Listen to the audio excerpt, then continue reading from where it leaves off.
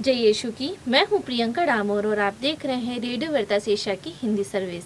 कलीसियाई समाचार में आप सभी का स्वागत है। कलीसियाई समाचारों में प्रमुख हैं।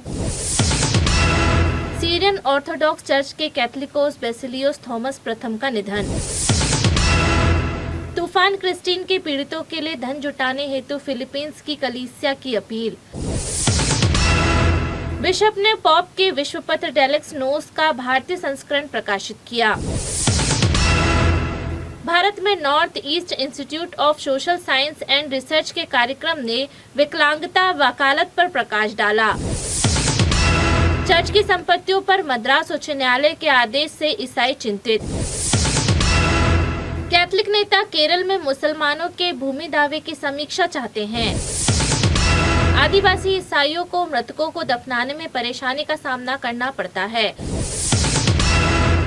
सिरोमालाबार चर्च में धर्मविधि विवाद गहराता जा रहा है। अब जानते समाचार विस्तार से। सीरियन ऑर्थोडॉक्स चर्च के कैथोलिकोस बेसिलियोस थॉमस प्रथम का निधन। सीरियन ऑर्थोडॉक्स चर्च के जैकोबाइट गुट के आध्यात्मिक प्रमुख कैथोलिकोस अबून मोर बेसिलियोस थॉमस प्रथम का 31 अक्टूबर को निधन हो गया। वे 95 वर्ष के थे। दक्षिणी केरल राज्य में उम्र से संबंधित बीमारियों के इलाज के दौरान प्रीलेट का निधन हो गया, जहां दमिश्क स्थित चर्च में 20 लाख से अधिक अनुयायी है। केरल स्थित ईस्टर्न रीट सिरोमालाबार चर्च के प्रमुख मेजर आर्च बिशप राफेल थाटिल ने कहा कि थॉमस, जिन्हें प्यार से बाबा कहा जाता था, विश्वव्यापी एकता के प्रबल समर्थक थे। थाटिल ने कहा, उन्होंने सबसे चुनौतीपूर्ण समय में चर्च का नेतृत्व किया और अपने जीवन की कीमत पर भी चर्च की सेवा की। तूफान क्रिस्टीन के पीड़ितों के लिए धन जुटाने हेतु फिलीपींस की कलीसिया की अपील। पिछले हफ्ते तूफान क्रिस्टीन के कारण फिलीपींस में कई लोगों की जान चली गई। लगभग 9,70,000 लोग विस्थापित हो गए और उन्हें तत्काल मानवीय सहायता की जरूरत है।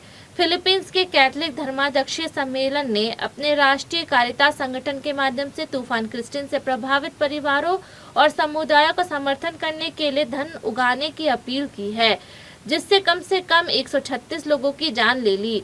पॉप फ्रांसिस ने 27 अक्टूबर को देवदूत प्रार्थना के दौरान तीर्थयात्रियों और विश्वासियों के साथ फिलीपींस के लोगों के लिए प्रार्थना करते हुए उनके साथ अपनी एकजुटता व्यक्त की। बिशप ने पॉप के विश्वपत्र डिलेक्सिट नोस का भारतीय संस्करण प्रकाशित किया। भारत के कैथोलिक बिशप सम्मेलन के CCBI ने पॉप फ्रांसिस के नवीनतम विश्वपत्र डिलेक्सिट नोस वह हमसे प्यार करता था का भारतीय संस्करण गर्व से जारी किया है। औपचारिक विमोचन समारोह 3 नवंबर को नई दिल्ली में आर्चबिशप हाउस में आयोजित किया गया। CCBI के महासचिव आर्चबिशप अनिल जोसेफ थॉमस काउटे ने अनावरण समारोह का नेतृत्व किया। उनके साथ चर्च के नेताओं और प्रतिभागियों का एक प्रतिष्ठित पैनल शामिल था। भारत में north east institute of social science and research के कार्यक्रम में विकलांगता वकालत पर प्रकाश डाला। North east institute of social science and research ने अखिल भारतीय मलयाली एसोसिएशन के सहयोग से विकलांग लोगों के लिए सामाजिक समावेश और सशक्तिकरण को बढ़ावा देने के लिए समर्पित समावेशी भारत थीम पर एक प्रभावशाली कार्यक्रम आयोजित किया। यह कार्यक्रम 2 नवंबर को bishop Abraham memorial house peace centre में हुआ, जिसमें प्रसिद्ध जादूगर और प्रेरक वक्ता गोपीनाथ मुथुकुड़ द्वारा एक आकर्षक जादू का शो दिखाया गया। उनके प्रदर्शन में समावेशिता का एक प्रेरक संदेश दिया गया और उपस्थित लोगों को लचीलापन और आशा की कहानी से प्रेरित किया। चर्च की संपत्तियों पर मद्रास उच्च न्यायालय के आदेश से ईसाई चिंतित। चर्च के नेताओं ने मद्रास उच्च न्यायालय के उस सुझाव पर चिंता व्यक्त की है, जिसमें भ्रष्टाचार के आरोप के बाद हिंदू और मुसलमानों के मामले की तरह चर्च की संपत्तियों को राज्य के नियंत्रण में लाने का सुझाव दिया गया है।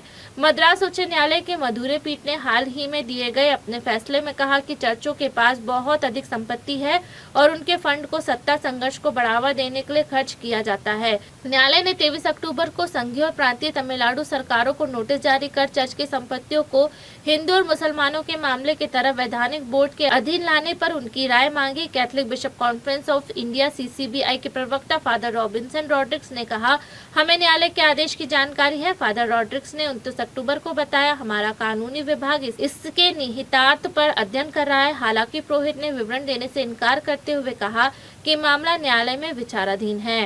कैथोलिक नेता केरल में मुसलमानों की भूमि दावे की समीक्षा चाहते हैं। कैथलिक नेताओं ने केरल सरकार से राज्य पैनल की रिपोर्ट की समीक्षा करने का आग्रह किया है, जिसमें एक मुस्लिम चैरिटी की भूमि के एक टुकड़े पर दावे का समर्थन किया गया है, जिसमें लगभग 600 परिवारों को बेदखल होने का खतरा है, जिसमें से अधिकांश कैथलिक है।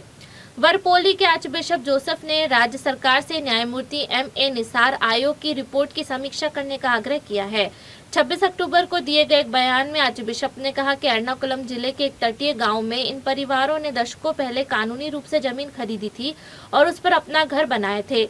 उन्होंने कहा कि आयोग ने इन जमीनों को मुस्लिम चैरिटी के लिए दान की गई संपत्ति के हिस्से के रूप में मनमाने ढंग से शामिल किया है। आदिवासी ईसाइयों को मृतकों को दफनाने में परेशानी का सामना करना पड़ता है।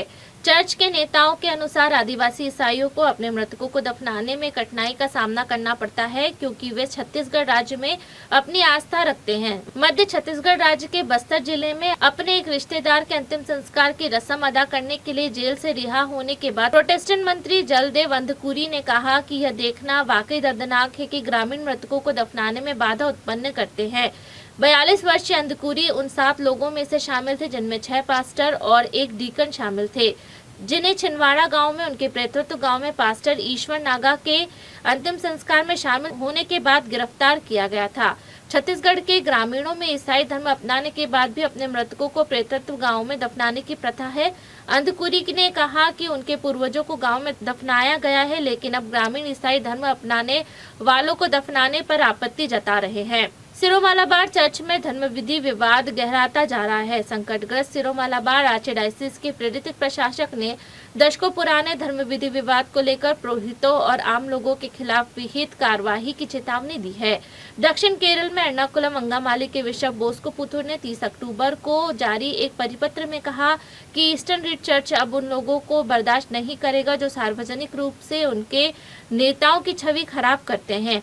हालांकि असहमत पुरोहितों और आम लोगों ने परिपत्र की प्रतियां जलाने का फैसला किया है, जिसे पुथुर ने 3 नवंबर को रविवार के मास के दौरान पुरोहितों को पढ़ने का निर्देश दिया था। पिछले साल दिसंबर में वेटिकन द्वारा नियुक्त पुथुर ने कहा कि जो लोग सोशल मीडिया प्लेटफॉर्म और अन्य मीडिया के माध्यम से चर्च के नेताओं की निंदा करते हैं, उन्हें विहित कार्यवाही का सामना करना पड़ेगा। इसी के साथ कलीसियाई समाचार समाप्त हुए। अगली बार फिर मुलाकात होगी नई खबरों के साथ। नमस्कार। रेडियो वेरितास एशिया आपके लिए लेकर आए हैं RVA mobile app. RVA mobile app पर हमारे विभिन्न प्रकार के कार्यक्रमों का लाभ लें, हमसे जुड़े और एशियाई ईसाईयत की आवाज का हिस्सा बने। आज ही ऐप स्टोर एवं प्ले स्टोर से RVA मोबाइल ऐप डाउनलोड करें।